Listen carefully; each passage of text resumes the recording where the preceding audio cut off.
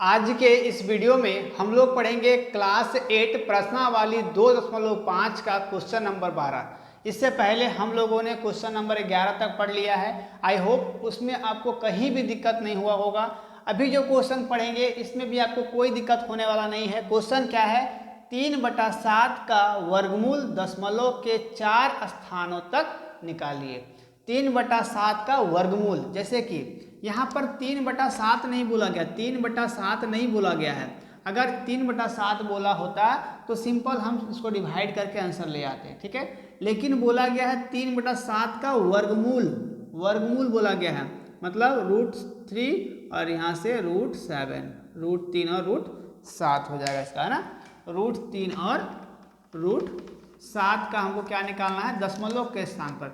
जैसे कि हमको करना क्या है कि सबसे पहला काम करेंगे कि √3 का वैल्यू कितना होता है। अगर √3 का वैल्यू आपको याद नहीं है तो आपको फिर ये √3 का वैल्यू निकालना पड़ेगा, वर्गमूल जैसे निकालते हैं सेम टू सेम, तो आपको काफ़ी समय लग सकता है। इसीलिए आपको ये वैल्यू यहाँ पर √3 का √7 का वैल्यू ये लिखा हुआ है, आप इसको याद कर लोगे तो बेहतर होगा आपके लिए। ये हमेशा आपको काम आएगा, है ना। बार बार हमको √3 का निकालने का जरूरत नहीं है, √7 का। तो अगर ये वैल्यू आपको याद है तो ये याद कैसे होगा, प्रैक्टिस करने से। जितना आप प्रैक्टिस करोगे उतना आपको याद होगा। तो यहाँ पर ध्यान देना है कि हम पॉइंट के बाद 4 ही अंक लिए हैं। 4 अंक क्यों लिए हैं, क्योंकि 4 स्थानों तक निकालने के लिए बोला गया। दशमलव के बाद, दशमलव के बाद कितना अंक होना चाहिए, तो 4 अंक होना चाहिए। तो √3 का वैल्यू कितना है, 1.7324 है, उतार दिए।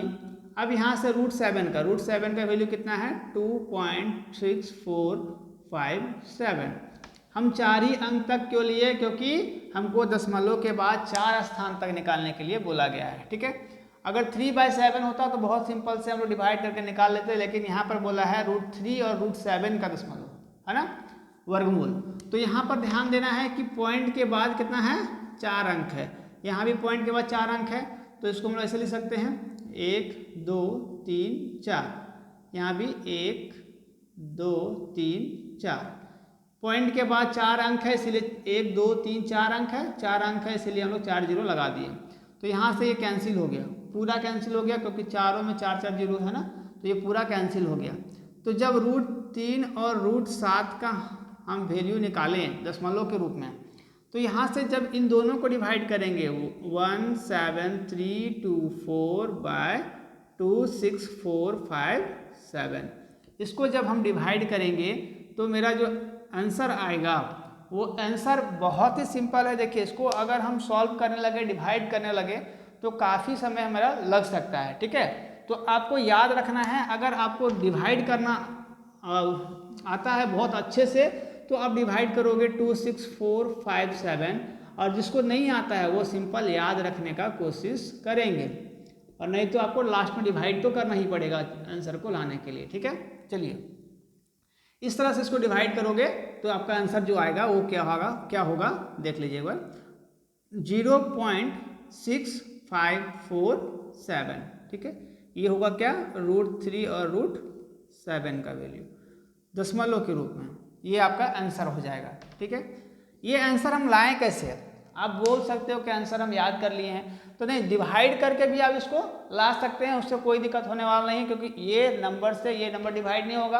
तो यहाँ पर हमको कोई डिजिट लगाना होगा और यहाँ पर 0 लगा करके पॉइंट लगाएंगे।